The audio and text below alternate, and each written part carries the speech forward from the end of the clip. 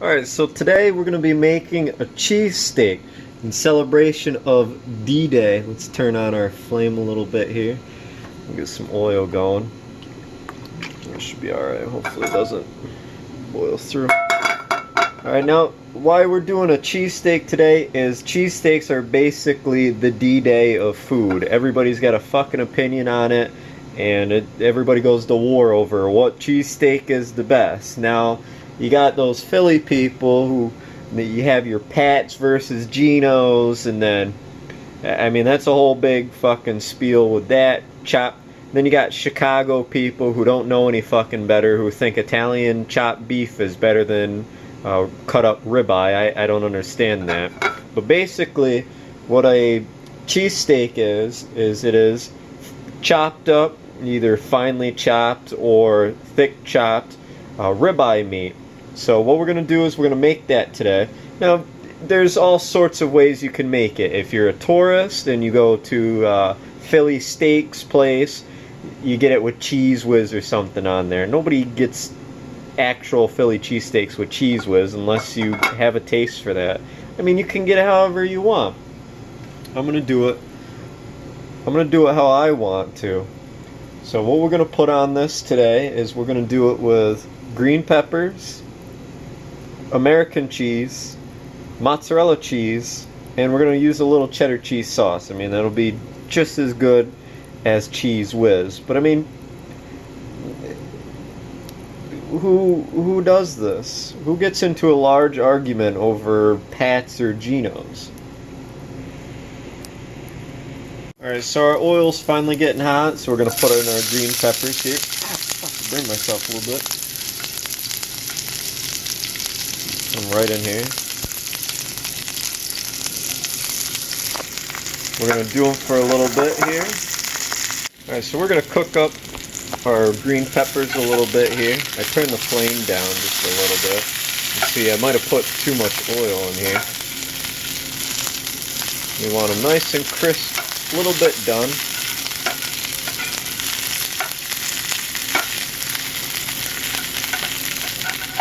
Looking good.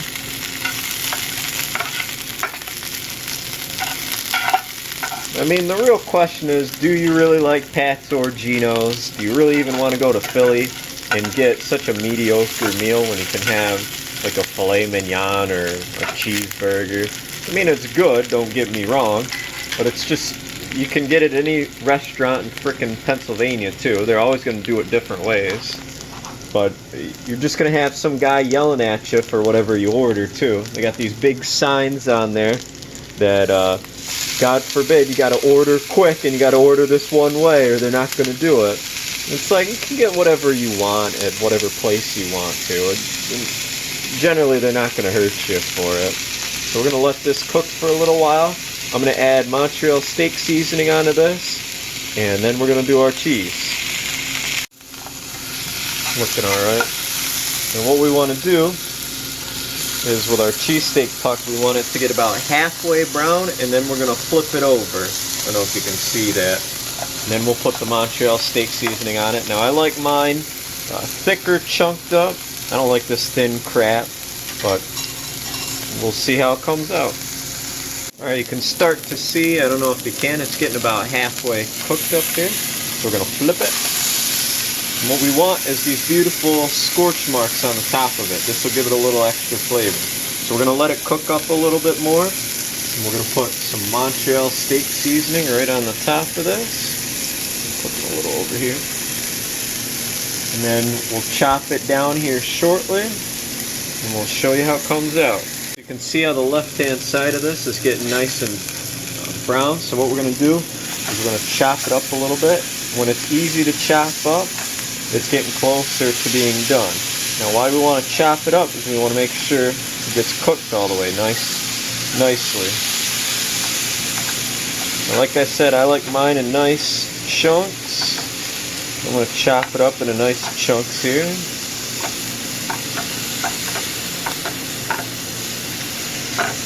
We don't want no red meat in any of this. Obviously, that'll make you sick if you have some of this red meat in the cheesesteaks. After we have the red meat all cooked out, we're going to put on our cheese and melt it up.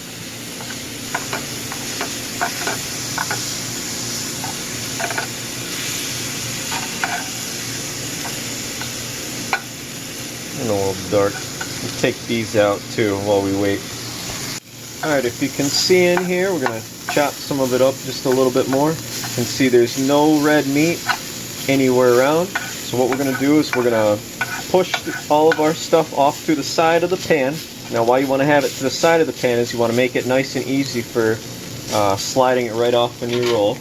We're going to put back in our green peppers.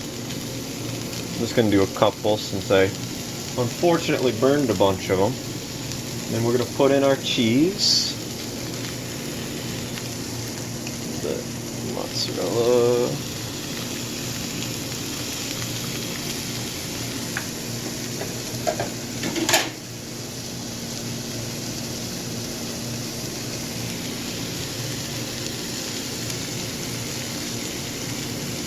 We're going to let our cheese melt here, and what we're going to do is we're going to mix all of this around. A lot of those chain places, they don't mix their cheese around. We want to make sure it gets nice and melted.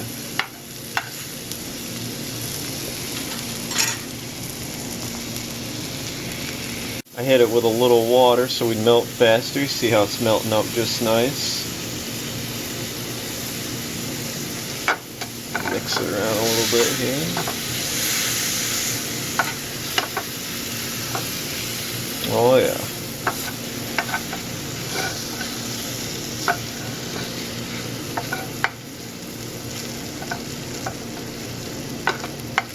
Fantastic. Look at this bad boy.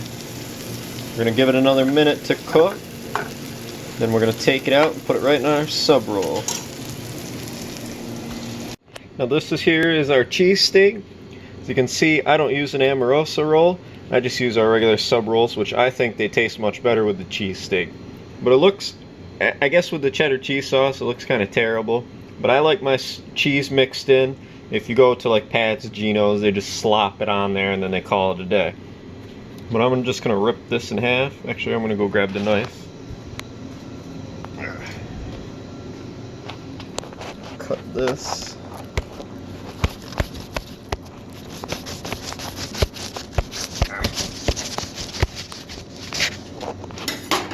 Cut this up, and we'll have a bite of it. I'll get the bite with the green pepper in it. I love that shit.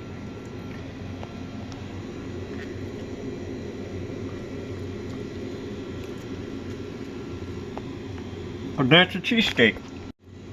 And that's a pretty good cheesesteak. See? I recommend if you like Philly cheesesteaks, you get one. Or you make it yourself with just some sliced ribeye meat. Enjoy it.